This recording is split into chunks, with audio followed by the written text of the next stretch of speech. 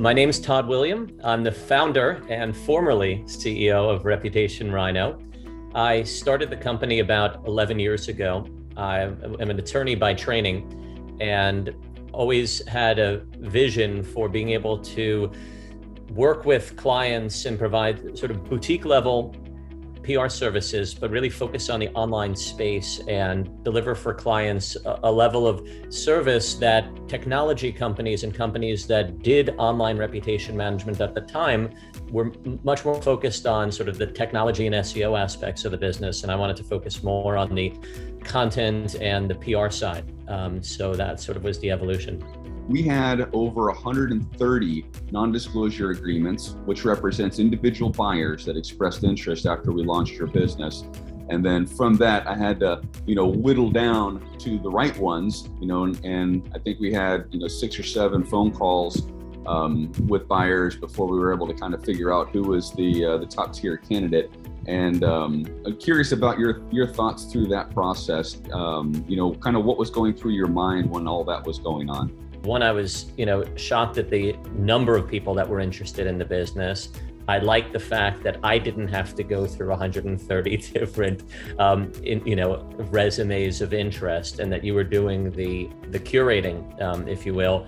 And you had a good sense early on, based on our discussions, about the kind of partners I would want to work with, the kinds of partners that would be a good fit for the business, and the kind of partners that weren't. And it was apparent, that there were some folks who just weren't the right match for what the business needed to succeed, and the right match for the kind of people that, that I'd be able to work with successfully. Selling your business is a part-time job, and it's a part-time job on top of your full-time job. And you need to know that going into the process.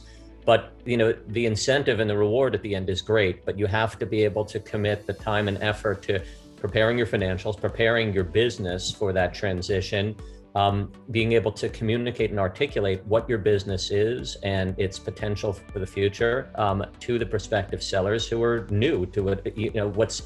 What you take for granted because it's yours is brand new to the person who's looking at your business. So I think when you choose a broker, you need someone who's well organized, and I think it's very helpful to have a partner that has a great Rolodex, because they're going to be able to bring to you well-financed, well-qualified buyers and not waste your time, because they're very much invested in not wasting their own time and to getting to their payday, which is your payday as well. And I think one of the things you also did very well was, after the LOI and once the process, once you sort of get engaged, there's still a long time before you get married and before closing. And you were, sort of on a weekly basis, you were quarterbacking the process and connecting with the parties in financing, our counterparties that were on the buy side, and me on the sell side, and making sure that things were moving forward step by step along the way. And when there were problems, they didn't